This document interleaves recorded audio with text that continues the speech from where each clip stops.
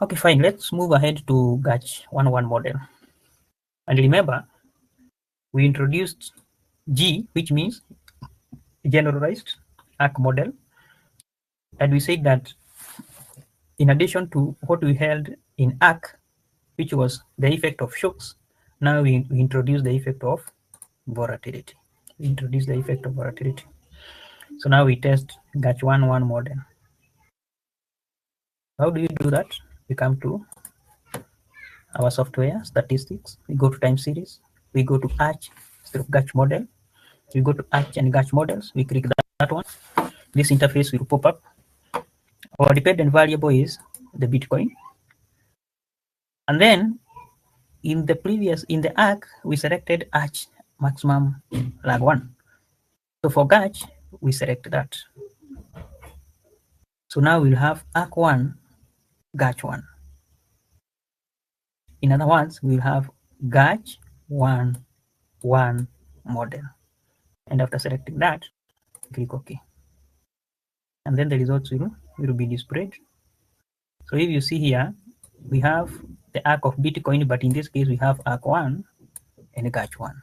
In other words, it is GARCH 1.1 model. And the results are quite similar, only that this section here is extended. In the previous one, we had arc L1, the arc 1 of arc model, but now we have introduced another one, the GARCH L1 model. So during the interpretation of the results, we'll interpret this one independently, and we'll also interpret the second one independently. So if we come back to our results here, so the most important sections to consider is this one, the one that I have highlighted here. So we start by ARCH term, the first one, this one here. We start by the first one. So we start by the first one. So the ARCH term. So the alpha 1, and one thing I want you to remember is that this thing we are calling alpha 1 is what we had in our model. This model, this alpha 1 here. This alpha 1 here. This is what we are referring as to alpha 1 in the case of ARCH. So this is what we have, alpha 1, which is this one, 0.1129. And its p-value is 0.000. So the arc term alpha 1 is 0.1129, and the p-value is less than 0.01. It is highly significant. So what does it measure? It measures the short-run effect of shocks. You can remember we talked about shocks in ARC model. So it measures the short-run effects of shock on the current volatility. So this coefficient is positive. It is positive 0.11, and it is also highly significant. It is less than 0.01. It means that the past shocks have statistically significant impact on the current volatility, and there is volatility clustering. Remember we said that whenever that coefficient is significant, it confirms volatility clustering or the volatility clustering effect, where large prices changes tend to be followed by large prices and vice versa. Then we go to the GARCH. The interpretation of ARCH is similar for GARCH model and ARC model. So we go to GARCH term. So this is the second, the one that I have highlighted with blue. So the coefficient B1, this B1 is what we have here, this BJ here, this B. It is the same as this one. This B1 is what the coefficient of the GARCH. So B1, the coefficient of the GARCH model is 0.8419, and the p-value is less than 0.01. It is highly significant. So what does it mean? So this term, it measures the volatility.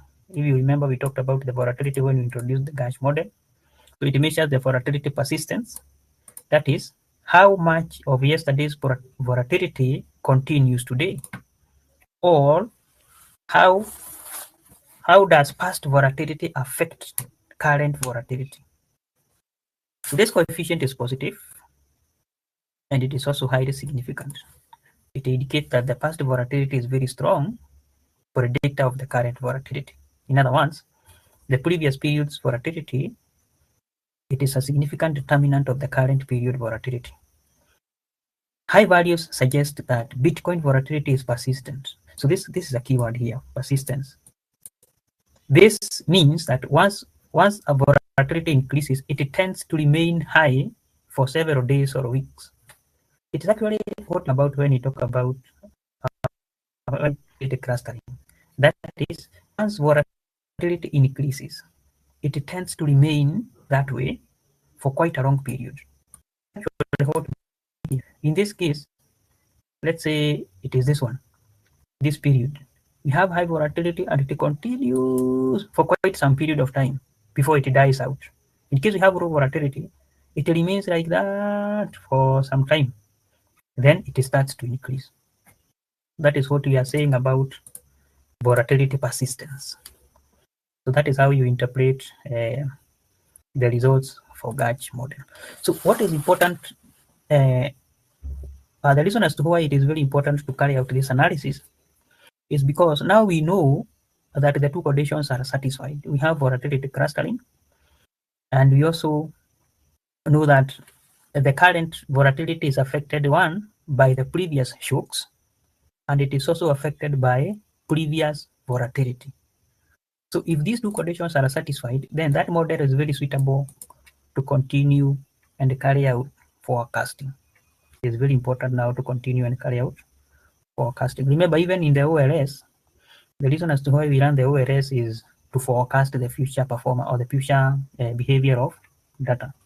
So having satisfied the two conditions under ARC and GARCH model, then we can continue and run forecast or future forecasting of the performance of the Bitcoin series. So that is the end of that lesson.